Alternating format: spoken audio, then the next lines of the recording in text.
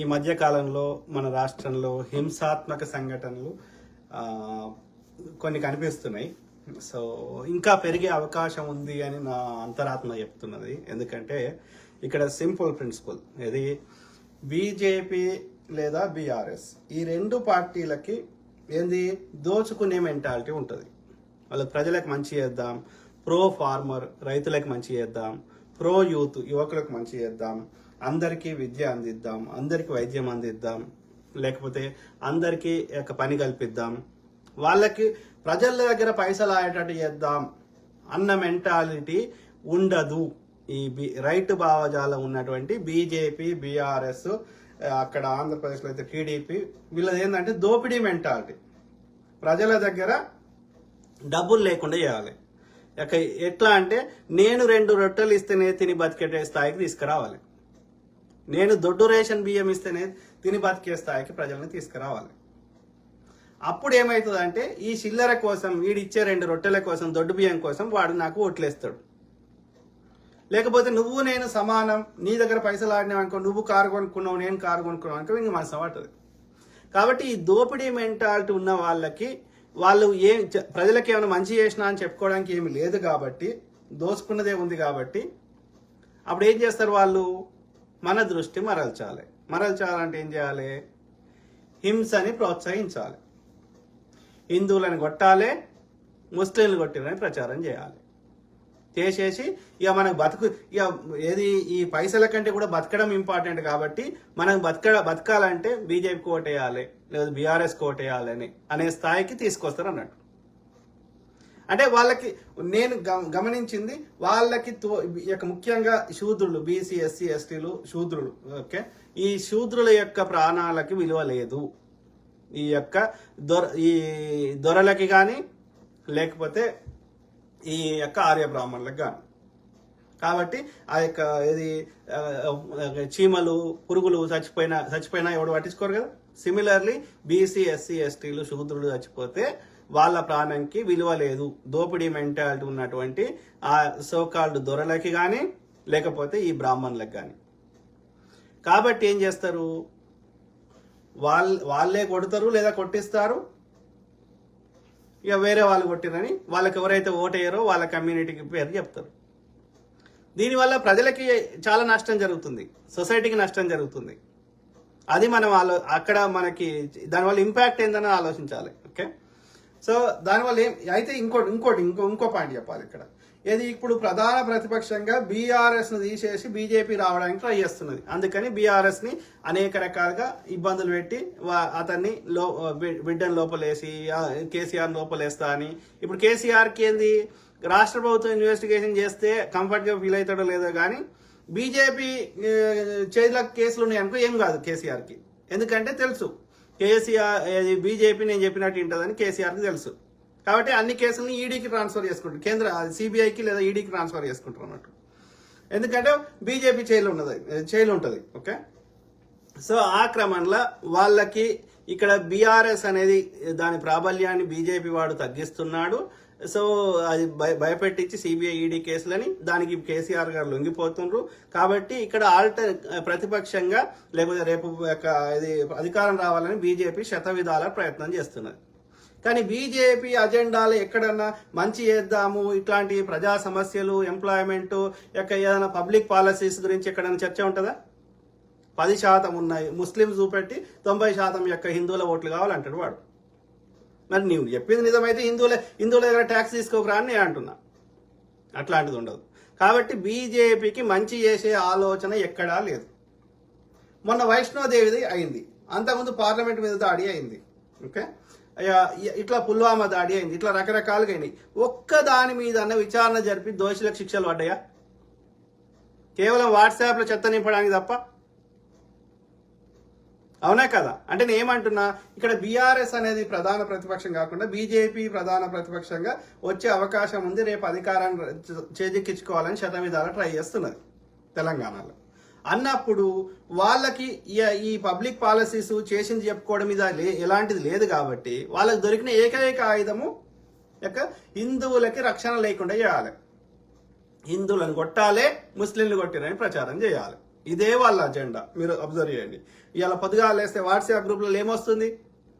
గతంలో ప్రజల యొక్క సమస్యల గురించి వచ్చేది. ఇప్పుడు హిందూ ముస్లిం రిలేటెడ్ మొత్తం ముస్లిం ఇక ఉన్న 10% ముస్లింస్ షెడ్యూల్ అని చూపెట్టుడు అదంతా చెత్త నింపుతారు వాట్సాప్లలో. అది కూడా రియల్ ఉంటుందా?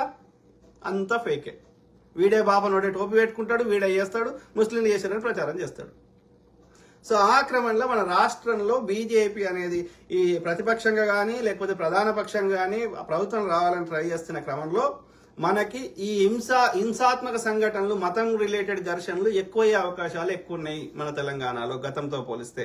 ఒక యూపీలో ఎట్లయితే అయినాయో, బుల్డోజర్ రాజ్యం ఎట్లయితే అయిందో, ఒక మణిపూర్లో ఎట్లయినాయో, ఒక గోద్రా ఎట్లయిందో, ఇంతవరకు నార్త్ ఇండియాలోనే ప్రాబల్యం ఉన్న బీజేపీ ఎక్కడుందో అక్కడ గొడవలు అవుతాయి. మన దగ్గర బీజేపీ గవర్నమెంట్ ఉంటే కర్ణాటకలో గొడవలు అయినాయి, ఇప్పుడు అయితే లేవు. సో కాబట్టి ఇక్కడ గతంలో కూడా కాంగ్రెస్, నేను చెప్తున్నా కదా, స్వతంత్రం వచ్చిన కొత్తలో కాశ్మీర్ గురించి ఏదైనా జరిగితే ఆ యొక్క వాడు గుంజుకునే ప్రయత్నం చేశాడు పాకిస్తాన్. ఆ క్రమంలో స్వతంత్రం వచ్చిన కొత్తలో జరిగి ఉంటే ఏదో, కానీ తర్వాత భారతదేశంలో జరిగిన దాదాపు అన్ని దాడులు బీజేపీ ఆర్ఎస్ సంబంధించిన గూండాలు, ఉగ్రవాదులే చేయించారు. ఈ బ్రాహ్మణ ఉగ్రవాదులే. ఓకే, కాంగ్రెస్ ప్రభుత్వాన్ని కూల్చడానికి, హిందువుల ఓట్ల కోసం. అది అప్పుడు చేసిండ్రు, ఇప్పుడు అధికారంలోకి వచ్చినాక చేస్తారు, ప్రతిపక్షం ఉన్నప్పుడు చేస్తారు. అయితే మన రాష్ట్రంలో బీజేపీ అంత ప్రాబల్యంగా లేదు కాబట్టి, హిందూ ముస్లిం అన్నదమ్ముల లెక్క కలిసి ఉండడం వందల సంవత్సరాల నుంచి నేర్చుకున్నాం కాబట్టి, ఇక్కడ లెఫ్ట్ భావజాలం వాళ్ళు ఎక్కువ ఉన్నారు కాబట్టి ఇంతవరకు దాకా దాని ప్రాబల్యం కనిపించలేదు. కానీ ఈ మధ్య కాలంలో లెఫ్ట్ భావజాలం అన్నోళ్ళు వాళ్ళ స్వార్థ ప్రయోజనాల కోసమో, వాడి కేసులు పెడతాను బెదిరిస్తేనో, ఏ కారణం చేతనో కానీ ఈ యొక్క బీజేపీకి ఊడిగం చేసే కొంత ముఖ్యంగా యూత్ ని చెడగొడుతున్నారు, వాళ్ళ మైండ్స్ ని కరప్ట్ చేస్తున్నారు. ఎందుకంటే వాళ్ళ చరిత్ర తెలియదు, ఈ విషయం మీద అవగాహన లేదు. కాబట్టి Telangana is more prone for more violence. రానున్న రోజులలో ఇంకా ఈ యొక్క హింసాత్మక సంఘటనలు తెలంగాణలో ఎక్కువగా జరిగే అవకాశం ఉంది. 2 కారణాలు ఉన్నాయి. ఒకటి బీజేపీ చేయిస్తుంది మతం రిలేటెడ్, లేదు అంటే బీఆర్ఎస్ వాడికి ఈ యొక్క హింసను ప్రేరేపించే అలవాటు ఉన్నది కాబట్టి బీఆర్ఎస్ కి దొరలకి వెనకటి నుంచి కూడా వాళ్ళు కూడా ఈ యొక్క మొన్న కావాలని ఎన్నికల ముందు కరెంటు లైన్ మ్యాన్ బెదిరించి కరెంటు తీపించి కాంగ్రెస్ ప్రభుత్వానికి చూసినా కాంగ్రెస్ ప్రభుత్వంలో కరెంటు పోతుంది అంటారు. ఇట్లా చేస్తారు. కావాలని ఈ యొక్క కేసీఆర్ గానీ హరీష్ రావు గానీ వాళ్ళకి ఏంటంటే any cost they want to be in power. వాడు 3 నెలల 6 నెలలకే పవర్ అధికారం లేకపోతే వాళ్ళకి మనసు పడతలేదు బీఆర్ఎస్ వాళ్ళకి. కాబట్టి తాము అధికారం కోసం ఇంకా అనేకమైనటువంటి హింసాత్మక సంఘటనలు చేయించే అవకాశం ఉంటుంది ఈ బీఆర్ఎస్ వాళ్ళు కానీ బీజేపీ వాళ్ళు కానీ. బీజేపీ వాడు అయితే మతం రిలేటెడ్, బీఆర్ఎస్ వాడు అయితేనేమో ఈ యొక్క కావాలని అమాయకులని బలి చేయడం. అర్థమైందా? చేసి ఇక చూసినావా కాంగ్రెస్ ప్రభుత్వం హయాంలో ఈ యొక్క స్కాములు అయినాయి, కాంగ్రెస్ ప్రభుత్వం హయాంలో హింసలు జరుగుతున్నాయి అని మళ్ళా ఈ వాట్సాప్లలో వాట్సాప్ అని ఇప్పుడు ఈ ప్రచారం చేయడం. దీన్ని ఆపాలంటే ఇప్పుడు హింస చేసే దగ్గరికి ఎవడు పెట్టుబడిదారులు రారు. అర్థమైనా? మణిపూర్లకి పెట్టుబడులు తీసుకొని కోట్లు తీసుకొని మణిపూర్లకు ఎవరు పోడు. అర్థమైందా? కాబట్టి హింస జరిగేటువంటి ప్లేస్లకి వ్యాపారులు రాకపోతే, పెట్టుబడిదారులు రాకపోతే మనం ఏం తిని బతుకుతాం? మన పిల్లలు ఏం పని చేసుకుంటారు? ఏం పని చేసుకోలేరు కదా. రోజు కొట్టుకోదాచుడు తప్ప ఏముండదు అక్కడ. ఉద్యోగం ఉండదు, ఒక క్వాలిటీ లైఫ్ ఉండదు. మరి ఒక మంచి జీతాలు రాకపోతే, ప్రజల దగ్గర పైసలు లేకపోతే ప్రజలు ట్యాక్సులు కట్టలేరు, వాళ్ళు 4 వస్తువులు కొనుక్కోలేరు. అర్థమైందా? కాబట్టి ప్రభుత్వాలు నడవవు. చూడండి, వెనుకబడిన రాష్ట్రాలు, హింస జరుగుతున్న రాష్ట్రాల యొక్క ఆర్థిక పరిస్థితులు, అక్కడ జీవన విధానం చూడండి. అంటే మళ్ళీ మనం బ్యాక్ పోతాం, ఉన్న కంపెనీలు దొబ్బిపోతాయి.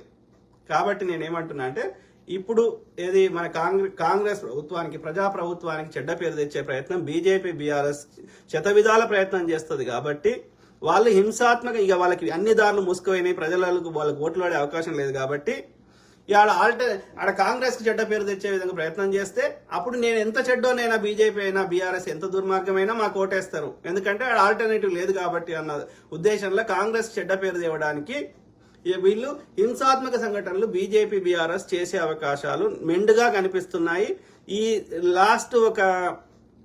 రీసెంట్ గా ఒక లాస్ట్ 1 వీక్ 2 వీక్స్ లో 3-4 ఇన్సిడెంట్స్ అయినాయి. ఒకటి నారాయణపేటలో, ఒకటి ఆదిలాబాద్ లో, ఇంకోటి వరంగల్లో, ఒకటి హైదరాబాద్ లో. ఇట్లా రకరకాల ఇన్సిడెంట్లు మనం చూస్తున్నాం.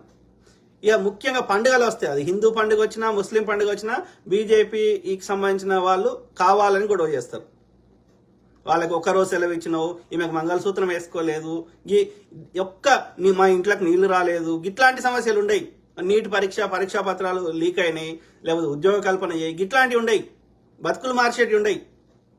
ఓకే, కావాలని చిల్లర వాటిని ఈ యొక్క ఏది ఆడవాడు పైడి రాకేష్ అనేటోడు, అదవుతో దాని పేరు ఏంది కళ్యాణి భార్గవి అనేది ఒకటి, ఇంకా గిదవుతో ఉన్నది హైదరాబాద్లో, దాని పేరు ఏదో ఉండే అదే బీజేపీది, అది కార్పొరేటర్ ఏదో ఉండే, దాని పేరు మర్చిపోతే.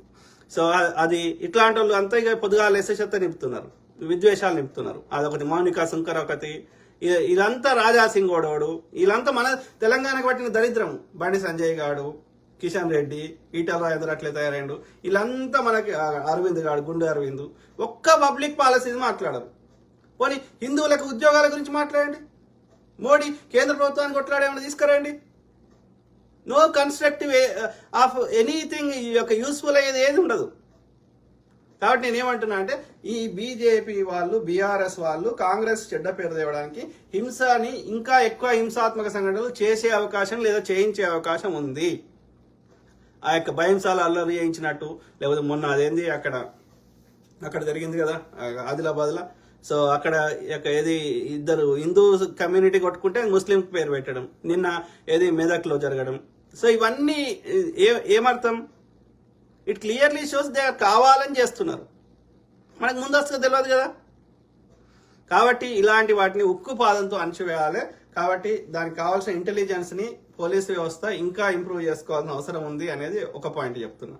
రెండోది, ఫోన్ చేస్తే 100 నంబర్కి ఫోన్ చేస్తే 5 నుంచి 10 నిమిషాల లోపల అక్కడికి పోలీసులు, ఏదో పోలీసు అంటే కానిస్టేబుల్ కట్టెపుల పట్టుకొని పోతే వాడిని కొడుతున్నారు. అట్లా కాదు, పోలీసు వాహనం పోయిందంటే దాంట్లో ఒక ప్రాపర్ ఏమంటారు గ్రేహౌండ్ దళాలు లెక్క ఉంటాయి కదా, విత్ వెపన్స్ ఎవ్రీథింగ్. వాళ్ళు 5 minutes అక్కడికి పోయేటట్టుగా ఉండాలి. అర్థమైందా? అంటే లా అండ్ ఆర్డర్ని స్ట్రిక్ట్గా మెయింటైన్ చేయాలి, శాంతి భద్రతలు మెయింటైన్ చేయాలి. లేకపోతే మనకి యొక్క చెడ్డ పేరు వస్తుంది. దాంతోపాటు పెట్టుబడిదారులు రారు, ఇక్కడ వ్యాపారాలు చేసుకోవడానికి రారు, ఒక డిగ్నిఫైడ్ క్వాలిటీ బతకాలనుకున్న వాళ్ళు రారు. ప్రశాంతత ఉన్న దగ్గరికే అందరూ వచ్చి బతికే ప్రయత్నం చేస్తారు. అదేవిధంగా పెట్టుబడులు వస్తాయి, మనకు ఉద్యోగాలు వస్తాయి, వ్యాపారాలు నడుస్తాయి. కాబట్టి మన రాష్ట్రాన్ని ఒక మణిపూర్గా, లేకపోతే ఒక బీజేపీ పాలిత రాష్ట్రాలైన మణిపూర్గా, లేకపోతే ఒక గుజరాత్గా, ఒక ఇది నిత్యం మండేటువంటి ఒక బుల్డోజర్ రాజ్యాలైన యూపీగా చేసుకోకూడదు, ఒక ఏపీగా చేసుకోకూడదు. అర్థమైందా? ఎన్డీఏ ప్రభుత్వం ఉన్న బీజేపీతో దోస్తీ చేసిన అన్ని రాష్ట్రాల పరిస్థితి ఇదే ఉంది. కానీ మన రాష్ట్రాన్ని ఆ స్థాయికి దిగజార్చుకోకూడదు అనేది నా యొక్క విన్నపం, రిక్వెస్ట్. ఓకే, ఇన్ని రోజులు ప్రశాంతంగా బతికినాం, అన్నదమ్ముల లెక్క బతికినాం. ఆ ప్రశాంతతని, ఆ శాంక్టిటీని కాపాడుకోవాల్సిన అవసరం ఉంది. కాబట్టి మనం ఇప్పుడు అధికారంలో ఉన్నాం కాబట్టి మనం ఉక్కు పాదంతో అణచివేయాలి. అందుకు కావాల్సిన ఇంటెలిజెన్స్, టెక్నాలజీని ఇంప్రూవ్ చేసుకోవాలి, ఇన్ఫ్రాస్ట్రక్చర్ని ఇంప్రూవ్ చేసుకోవాలి. కావాల్సి వస్తే ఎమర్జెన్సీ వెహికల్స్ కి, పోలీసు వాహనాలకి సపరేట్ గా పోయేటువంటి దారులు, రోడ్స్ కానీ అట్లాంటి ఏమైనా ఇది ఏర్పాటు చేసుకునే అవకాశం ఉంటే చేసుకోవాలి. మొత్తం మీద వాళ్ళు 100 నంబర్కి ఫోన్ చేస్తే 5 నిమిషాల్లో అక్కడ పోలీసులు ఆయుధాలతో ఉండాలి. వాళ్ళ వాహనంతో, ఒక పోలీసు వాహనము విత్ ఒక 4-5 పోలీసులు వాళ్ళ వెపన్స్ తో దానికి ఆ సిచ్యువేషన్ కంట్రోల్ చేసేటట్టు ఉండాలి. ఒక్కడే కానిస్టేబుల్ పోతే ఆయన కట్టె తీసుకొని అన్నే కొడుతున్నారు. అట్లా ఉండకూడదు. పోలీసు వాడు అంటే మనం రక్షించేటోడు లెక్క ఉండాలి, కానీ మనకి పనికిరానట్టు ఉండకూడదు. ఓకే, అంటే పోలీసు వ్యవస్థని చాలా పటిష్టంగా చేయాల్సిన అవసరం ఇంకా ఉంది అని నేను రిక్వెస్ట్ చేస్తున్నా డీజీపీ గారికి, పోలీసు అధికారులకి, అదేవిధంగా ముఖ్యమంత్రి గారికి, ఓకే, హోమ్ మినిస్టర్ గారికి కూడా ఆలోచించండి. ఓకే, సో ఇది మిత్రులారా, ముఖ్యంగా పండుగలు వస్తే మాత్రం, పండుగలు వచ్చినా ఏది హిందూ పండుగలు వచ్చినా, ముస్లిం పండుగలు వచ్చినా, క్రిస్టియన్ పండుగలు వచ్చినా, ఏ పండుగ వచ్చినా దాన్ని మత ఘర్షణ కింద తేవడానికి బీజేపీ వాళ్ళు ప్రయత్నం చేసే అవకాశం ఉంటుంది. కాబట్టి అప్పుడు ఇంకా ఎక్కువ సెక్యూరిటీ పెంచండి పండుగలప్పుడు. ఓకే, అట్లనే నైట్ టైంలో కూడా నాకాబందీ అంటారు కదా, ఇంకా ఇంప్రూవ్ చేయాల్సిన అవసరం ఉంది. ఓకే, మన రాష్ట్రంలో వల్లకాడి చేసుకోకూడదు. ఓకే, మనకు ఇన్ని రోజులు ఈ స్థాయికి తెచ్చుకున్న దాన్ని మళ్ళీ రివర్స్ తీసుకోకూడదు. Okay, that impacts in every other way. Okay, కాబట్టి శాంతి భద్రతలు మెయింటైన్ చేయాల్సిన అవసరం ఉంది. బీజేపీ, బీఆర్ఎస్ వాళ్ళు ఎంత నీచానికైనా దిగజారుతారు వారి అధికారం కోసం, ఎంతమంది అయినా చంపుతారు. వాళ్ళకి బీసీ, ఎస్సీ, ఎస్టీలు, శూద్రుల యొక్క ప్రాణాలకి ఆ బీఆర్ఎస్ దొరలకి కానీ, బీజేపీ ఆర్య బ్రాహ్మణులకి వాళ్ళ పుస్తకంలో లేదు. వాళ్ళు హార్డ్ కోర్గా 100% మనువాదాన్ని, వాళ్ళ బ్రాహ్మణుడు పేరు పెట్టుకున్న సనాతన ధర్మాన్ని పాటిస్తారు. ఆ సనాతన ధర్మంలో, మన ధర్మ శాస్త్రంలో ఉన్నది ఒకే ఒక ప్రిన్సిపల్, బ్రాహ్మణుడు బ్రహ్మ ముక్కులకేలో వచ్చిండు, మిగతా వారందరికి బ్రహ్మ యొక్క కింది భాగాలకి వచ్చారు. కాబట్టి మిగతా కింది భాగాలను బ్రహ్మ ఎందుకు సృష్టించిందంటే ఆ పైన ఉన్నటువంటి బ్రాహ్మణి సేవ చేయడానికి మాత్రమే. కాబట్టి వీళ్ళ ప్రాణాలకు విలువ లేదు ఈ కింది వాటికి. దీన్ని హార్డ్ కోర్ స్ట్రిక్ట్ గా పాటించేవారు బీఆర్ఎస్ దొరలు, అదేవిధంగా బీజేపీ బ్రాహ్మణులు. అర్థమైందా? అది చిన్న జేర్గాడు కానీ ఇంకోడన కానీ, ఓకే, కేంద్రంలో ఉన్న సంబిత్ పాత్ర కానీ, నడ్డా కానీ, ఇంకోడన కానీ, ఓకే. కాబట్టి మన రాష్ట్రాన్ని వల్లకాడు చేసుకోకుండా ఈ రిసోర్స్ అని అందరివి కొందరివి కాదు. కాబట్టి ఇవన్నీ అందరికి చెందాలి. కాబట్టి మనము అందరం ఐకమత్యంగా ఉండి అన్నదమ్ములు లెక్కుండి ప్రజా సమస్యల గురించి తప్పకుండా అది మనకి చేసే ప్రయత్నం చేస్తున్నారు. నేను గతంలో చెప్పినట్టు 1 to 2 years టైం ఇద్దాం. ఆ తర్వాత వాళ్ళు ఎన్ని చేసారు ఎన్ని చేయలేదు అనేది మనం ప్రోగ్రెస్ రిపోర్ట్ తీద్దాం. కొంతమంది సూడో మేధావులు ఇవాళ వాళ్ళు యొక్క బీజేపీకి సంకనాకుతున్నారు. ఏ ప్రజా సమస్య మాట్లాడరు. ఈ కేంద్ర ప్రభుత్వాన్ని ఏనాడు ప్రశ్నించారు ఈ సూడో మేధావులు గాడిద కొడుకులు? అరే నేనేమంటారు, 2 ప్రభుత్వాలను ప్రశ్నించండి రా. 2 ప్రభుత్వాలకు మనం ట్యాక్సులు కడుతున్నాం. ఆలోచించండి మిత్రులారా. ఈ బీజేపీ గాడి కొడుకులు అడుగురా కేంద్రం నుంచి తెమ్మని, మాకు ఐటీఆర్ కావాలి అడగండి మోడీని. అరే మందకృష్ణ చెత్తనా కొడుక ఏది మోడీకి ఓటేసి కర్ణాటకలో ఏది ప్రచారం చేసిండు ఏడాది కిందట. మొన్న అసెంబ్లీ ఎన్నికలకు ప్రచారం చేసిండు, ఇప్పుడు ఎంపీ ఎన్నికలకు ప్రచారం చేసిండు. బీజేపీకి ఓటేస్తే బ్రాహ్మణుడికి ఊరికి దూరంగా పెట్టిన అంటరానితనాన్ని పెంచి పోషించినటువంటి ఆ యొక్క మనువాదాన్ని పెంచి పోషిస్తున్న బీజేపీకి ఓటేస్తే ఎన్నేళ్ళు 100 సంవత్సరాలు దూరం పెట్టిన ఆ బీజేపీ పార్టీకి ఓటేయమన్నా మందకృష్ణ మాదిగా నిన్ను ఎవడైతే దూరం పెట్టిండో వానికి ఓటేయమన్నావు కదా. వానికి ఓటేస్తే ఏ పార్టీలు ఉన్నా సరే బీజేపీకి ఓటేస్తే మాకు వర్గీకరణ చేస్తాడన్నావు కదా, వాడిని అలుముకున్నావు కదా. మరి వర్గీకరణ చేయమని కొట్లాడరా మందకృష్ణ. బీసీ బిల్లు వాడిని మోడీని పెట్టమనరా, మేము వద్దంటున్నామా? కాంగ్రెస్ పార్టీ ప్రధాని మోడీ గారు బీసీ బిల్లు పెడతా అన్నా, ఎస్సీ ఎస్టీ వర్గీకరణ చేస్తా అన్నా, మహిళా బిల్లు అది జుమ్లా కాకుండా మహిళా బిల్లు ఇంప్లిమెంట్ చేస్తా అంటే కాంగ్రెస్ వద్దంటుందా? కాంగ్రెస్ వస్తే చేసేది. మీరు ఈ సూడో మేధావులు అందరూ బీసీ నాయకులు అని చెప్పుకునేటోళ్ళు, దళిత నాయకులు అని చెప్పుకునేటోడు మీరు ఎందుకు కొట్లాడరు? కాంగ్రెస్ పార్టీ మద్దతు ఇస్తుంది. ఇప్పుడు కాంగ్రెస్ పార్టీ కూడా బాగానే వచ్చినాయి కదా ఎంపీ సీట్లు. మిత్రపక్షాలకు, కాంగ్రెస్ యొక్క మిత్రపక్షాలకు కూడా, ఇండియా కూటమి భాగస్వామ్య పక్షాలకు కూడా బాగానే వచ్చినాయి కదా ఎంపీ సీట్లు. కాంగ్రెస్ లేకపోతే కూడా బిల్లులు పాస్ అయ్యే అవకాశాలు లేవు కదా. మద్దతు ఇస్తాం కదా, రాజ్యసభలైనా లోక్సభలైనా. బిల్లులు పెట్టండి, ఇంప్లిమెంట్ చేయండి. దానికి డీలిమిటేషన్, జనాభా లెక్కలు, కులగణన లెక్కలు, దేనికో లెక్క పెట్టం వద్దంటున్నామా? మోడీ అంటే ఆయన కాంగ్రెస్ హయాంలో, యూపీఏ హయాంలో 2011లో లెక్క పెట్టినాం. ఎవ్రీ 10 years అని చట్టం ఉంది. అంటే 2021లో లెక్క పెట్టాలి. ఎవడు ఆపుతున్నాడు? కరోనా ఉందను 21లో. కరోనా అయిపోయి ఎన్ని నెలలు అయింది?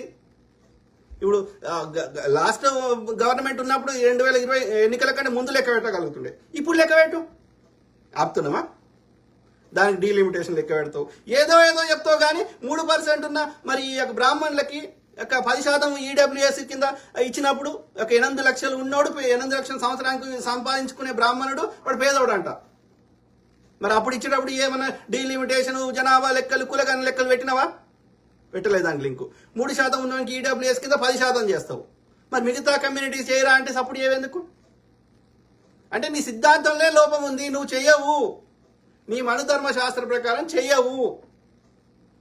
అర్థమైందా? 400 వచ్చి ఉంటే మొత్తం రాజ్యాంగమే తీసి పారదొబ్బి మొత్తం ఎన్నికల ప్రాసెస్ లేకుండా చేస్తుంటే, కోర్టులు గిట్లు అన్ని తీసి పారదొబ్బుతుంటే. అది రాలేదు కాబట్టి పోయి మళ్ళీ రాజ్యాంగాన్ని మొక్కుతున్నావు. ఎవడైతే మేధావులు అని చెప్పుకునే గాడిద కొడుకులు ఎవడైనా సరే, బక్క జడ్సన్ గారు కాంగ్రెస్ ని తిడుతున్నారు కదా. ఈ అశోక్ అనేట ఆయన కాంగ్రెస్ ని తిడుతున్నాడు కదా.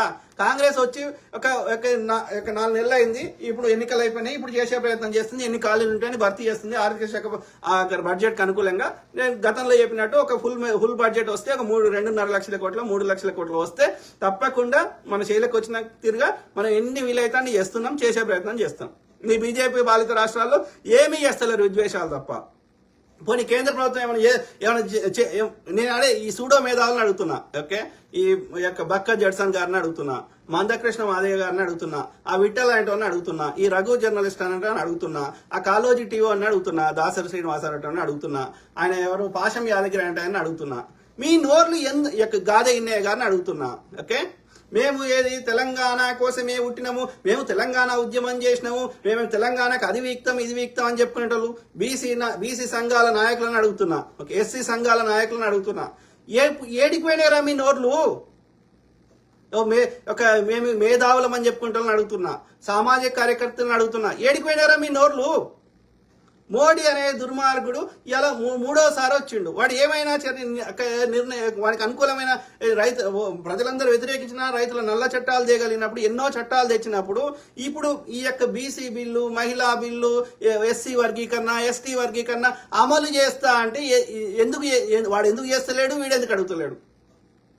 కేంద్ర ప్రభుత్వం నుంచి రాష్ట్రానికి రావాల్సిన విభజన చట్టంలో ఉన్న హామీలు నెరవేర్చాలని ఎందుకు అడుగుతలేడు బక్కా జడ్సన్ గారు? ఎందుకు అడుగుతలేడు ఈ యొక్క ఇది భాషాం యాదగిరి గారు? ఎందుకు మీరు బీజేపీ సంఖ నాకుతున్నారు? అప్పుడు మీరు ఇండిపెండెంట్ కాదు, అప్పుడు మీరు బయాస్డ్ రఘువర్ జర్నలిస్ట్ అనే చెత్త నా కొడక. ఎందుకు అడుగుతలేవు? రాష్ట్ర ప్రభుత్వాన్ని అడగంగా వద్దంటలేం రా నాయన, అబద్ధాలు ప్రచారం చేద్దంటున్నాం అంతే తప్ప రాష్ట్ర ప్రభుత్వాన్ని అడగండి. టైం ఇవ్వండి రాయ్యా. తెలంగాణ ప్రజలు 5 ఏళ్ళు ఇచ్చిర్రు, నరేంద్ర మోడీ అనే గాడి కొడుకు 10 ఏళ్ళు ఇచ్చిర్రప్పుడు, ఇది కేసీఆర్ అనే గాడి కొడుకు 10 ఏళ్ళు ఇచ్చిర్రు, కాంగ్రెస్ కి 5 ఏళ్ళు ఇచ్చిర్రు. 5 ఏళ్ళు ఇచ్చినప్పుడు ఇప్పుడు 6 నెలల 3 నెలలు 2 నెలలు ఎన్నికలకే వీక్కింది. ఫస్ట్ 1-2 months గవర్నమెంట్ ఫామ్ చేయడానికే వీక్కింది. వాడు చేసేది చేస్తున్నాడు. ఒక 1-2 years తర్వాత మేము మొత్తం ప్రోగ్రెస్ రిపోర్ట్ చెప్తాము. అయినా మీరు ప్రశ్నించండి, అలా మేక్ సెన్స్ ఉంటే మేము తప్పకుండా వాటిని పరిగణలోకి తీసుకుంటాం, సమయానుకూలంగా చేస్తాము. కానీ వాడు చేసుకున్న నిర్ణయాలు వాటి ఫలితాలు అందాలంటే 1-2 years టైం పడుతుంది. ఓపిక పడదామని నేను చెప్తున్నా. కానీ కేంద్రంలో మోడీ అయితే 10 ఏళ్ల నుంచి ఉన్నాడు కదరా అయ్యా. మీరు అడిగారు అంటే మీరు బయాస్. నేను ఇక్కడ ఓవరాల్ చెప్పదలుచుకుంది ఏంటంటే, మీరు బయాస్డ్ ఉన్నారు. మీరు బీజేపీ కార్యకర్తల లెక్క పనిచేస్తున్నారు. మరి బీజేపీ బెదిరించిండని మీరు నోరు మూసుకుంటారా? బీజేపీ దగ్గర పైసలు తీసుకుంటారా? కానీ బీజేపీ కార్యకర్తల లెక్క పనిచేస్తున్నారు. ఈ ఆంధ్ర మీడియా వాళ్ళు, ఆ స్ట్రింగ్ ఛానల్ అనేటోడు, రిఫ్లెక్షన్ టీవీ అనేటోడు, నేషనలిస్ట్ హబ్ అనేటోడు, సాయి జర్నలిస్ట్ అనేటోడు, ఇంకోడు పొలిటికల్ వైబ్స్ అనేటోడు, మౌనికా శంకర ఎల్లాపు, తర్వాత ఆర్జే కిరణ్మయి, ఇట్లా కొంతమంది బీజేపీ యొక్క పార్టీ యొక్క ప్రచారకర్తలుగా, పార్టీ మెంబర్స్ గా పనిచేస్తున్నారు. మీ భాషం యాదగిరి గారు, ఈ యొక్క విఠల్ గారు, ఇంకా ఎవడెవడో ఉన్నాడు ఉమ్మడి జక్కడు, వీళ్ళందరూ బీజేపీ పార్టీ యొక్క ప్రచారకర్తల లెక్క పనిచేస్తున్నారు. అలా చేస్తే ఓకే, భారత ప్రజలు కానీ తెలంగాణ ప్రజలు కానీ మిమ్మల్ని క్షమించరు. గుర్తుపెట్టుకోండి, అర్థమైందా? రాష్ట్రానికి రావాల్సిన ఐటీఆర్ ప్రాజెక్టు, రాష్ట్రానికి రావాల్సిన విభజన చట్టంలో ఉన్న అన్ని హామీలు నెరవేర్చడానికి కొట్లాడండి. అర్థమైందా? ప్రజాస్వామ్యాన్ని బతకనివ్వండి. ప్రశ్నించే గొంతులను ప్రశ్నించనివ్వండి. అర్థమైందా? అందరి మీద సిబిఐ ఈడీ అని ప్రజలు ఎన్నుకున్న ప్రభుత్వాన్ని గులుస్తా అంటే, ప్రజలు ఎన్నుకున్న ముఖ్యమంత్రి లోపల పెడతా అంటే మీ నోర్లు ఏడిపోతున్నాయిరా? ఎందుకు నోరు మూసుకుంటారు? ఇదే బక్కా జడ్సన్ గారు కాంగ్రెస్ మీద, రేవంత్ రెడ్డి మీద ఇన్ని ఛానళ్లలో, ఇన్ని యూట్యూబ్లలో వరుతుంటాడు కదా. మరి బీజేపీని ఎందుకు ప్రశ్నించాడు ఆయన? అంటే కిషన్ రెడ్డి తోటి కాంప్రమైజ్ అయ్యిందా? అరే మందకృష్ణ, నువ్వు నిజంగా కొట్లాడంటే ఎప్పుడో వచ్చేదిరా వర్గీకరణ. ఎన్నేళ్ళ నేను షెడ్ వేసుకున్నప్పటి నుంచి కొట్లాడుతున్నావు. గిన్నేళ్ళైనా రాదారా? రైతులు నల్ల చట్టాలకు పోవాలని కొట్లాడితే రాలేదా? ఈ బీసీ నాయకులు అని చెప్పుకుని ఎవడోడో పేర్లు పెట్టుకుంటారు. ఈ రాజ్య అధికార సమితి, ఆ సమితి, ఈ సమితి, బీసీలను కొట్లాడు. నిజంగా మీకు దమ్ముంటే కొట్లాడితే అందరు కలిసి రోడ్ల మీదకి వచ్చి కొట్లాడితే ఎందుకు రాదురా అయ్యా? అంటే మీరు కొట్లాడినట్టు నటించి ఆడవాడు పైసలు ఇస్తే బీజేపీ వాడు నోరు మూసుకుంటారు. బండి సంజయ్ గారి దగ్గర పైసలు తీసుకొని, కిషన్ రెడ్డి గారి దగ్గర పైసలు తీసుకొని నోరు మూసుకుంటారు. మీరేం నాయకులు రా? ఆలోచించండి మిత్రులారా ప్లీజ్. ఓకే, సో అయితే ఓవరాల్ స్టోరీ అయితే నేను మెయిన్గా చెప్పాల్సింది, మన రాష్ట్రంలో శాంతి భద్రతలు మెయింటైన్ చేయకపోతే మన రాష్ట్రము చాలా వెనుకబడిపోతుంది. పెట్టుబడులు రావు, ఉద్యోగాలు రావు, ఉన్న కంపెనీలు దొబ్బుతాయి. కాబట్టి ఆ సిచ్యువేషన్ రాకూడదంటే ఉక్కు పాదంతో అణిచివేయాలి. అందుకు కావాల్సిన టెక్నాలజీ కానీ, ఇన్ఫ్రాస్ట్రక్చర్ కానీ, రోడ్లు కానీ, వాహనాలు కానీ, ఆయుధాలు కానీ, ఇంక ఏమైనా అవి సమకూర్చుకోండి. We should give the first priority to control the violence in the state. BJP BRS వాళ్ళు ఇక వాళ్ళకి ఎట్లయినా అధికారం రావాలి కాబట్టి కాంగ్రెస్ చెడ్డ పేరు తేవడానికి ఎంత నీచానికైనా, ఎంత నీచంగా అయినా హింసలు చేయడానికి వెనుకాడరు. న్యాయవాదులని నడి రోడ్డు మీద హత్య చేయడంలో ఒక్క నిమిషం కూడా వెనకాడలేదు బీఆర్ఎస్ వాళ్ళు. ఎందుకంటే వీడు భూములు కబ్జాలు పెడుతుంటే వాళ్ళు కేసులు వేసారు కాబట్టి. తెలంగాణ ఉద్యమ సమయంలో పెట్రోల్ పోసుకోరా అని పిల్లలకు రెచ్చగొట్టి వీడేమో హరీష్ రావు అనేటోడేమో వానికి అగ్గిపెట్ట దొరుకుతుంది, అగ్గి పుల్ల దొరకదు, అగ్గిపెట్ట దొరకదు కానీ పెట్రోల్ దొరుకుతుంది. అది పెట్రోల్ కాదు. హరీష్ రావు అనే లుచ్చనాకుడు పోసుకున్నది ఏది నీళ్లు పోసుకున్నాడు, రంగు నీళ్లు పోసుకున్నాడు. రంగు నీళ్లు పోసుకుని పెట్రోల్ అని చెప్పిండు. కానీ పిల్లలకు మాత్రం పెట్రోల్ పోసుకోమని చెప్పి వాళ్ళని రెచ్చగొట్టి వీడు పోసుకున్నాక వాళ్ళు పోసుకున్నాక పక్కోడే అంటి పెట్టుడు. అంటే వీడికి అధికారం కోసం అంటి పెట్టడం అనేది వాళ్ళకి పెద్ద విషయం కాదు. మళ్ళీ అలా ఎల్మోని అంటి పెడతారా, ఎల్మో ధరల్ని అంటి పెట్టరు. ఎవరిని అంటి పెడతారు? అదే బీసీ ఎస్సీ ఎస్టీ శూద్రులు. వీడట్లే ఉన్నాడు ఈ యొక్క బీఆర్ఎస్ దొరగాడు, ఎల్మో దొరగాడు. ఆడట్లే ఉన్నాడు బీజేపీ ఆర్యబాబు ఉన్నాడు. వాళ్ళ సమ్మక్క సారక్క దేవుళ్ళే కాదండి అంటాడు వాడు ముక్కుతోటి ఆంధ్రబాబునోడు. 100 ఎకరాలు భూములు కబ్జాలు పెట్టారు జీనజిఆర్ గాడు వాటి ట్రస్ట్ కింద. ఈ ఆంధ్రోళ్ళంతా ఈ యొక్క ఏది తెలంగాణలో ఎందుకు పడ్డారు? భూములు కబ్జాలు పెడుతున్నారు. అది చూడండి మీరు, మొత్తం శంషాబాద్, ఇప్పుడు శంషాబాద్ వెనకాల పడ్డారు. ఒక్కొక్క ఏమైనా పార్కులు, కుంటలు, చెరువులు ఆని లేకుండా వేసి రాని భూములు కబ్జాలు పెట్టారు. లక్షల ఎకరాలు కబ్జాలు పెట్టారు. ఆ బీఆర్ఎస్ వాడు కబ్జాలు పెట్టిండు, వానికి వంత వాడుతున్న ఈ ఆంధ్రాకి సంబంధించిన వాళ్ళు కూడా కబ్జాలు పెట్టారు. ఇది భూదోపిడి జరుగుతున్నది తెలంగాణలో. అర్థమైందా? కాబట్టి ఆ దోపిడి మెంటాలిటీ ఉన్న చెత్తనాయకుడులు ఎంత నీచానికి దిగజారుతారు. కాబట్టి మనము శాంతి భద్రతను మెయింటైన్ చేయాల్సిన అవసరం ఉంది. కాబట్టి సీఎం ముఖ్యంగా పండుగలప్పుడు ఇంకా ఎక్కువ సెక్యూరిటీ పెంచండి. సో ఈ విధంగా శాంతిని భద్రతను కాపాడుతారని, అందుకు సంబంధించిన ఇన్ఫ్రాస్ట్రక్చర్ సమకూర్చుకుంటారని కోరుకుంటున్నా. పోలీస్ అధికారులకి, డీజీపీ గారికి అందరికి రిక్వెస్ట్ చేస్తున్నా. అట్లనే సీఎం రేవంత్ రెడ్డి గారికి కూడా నేను రిక్వెస్ట్ చేస్తున్నా. ఓకే.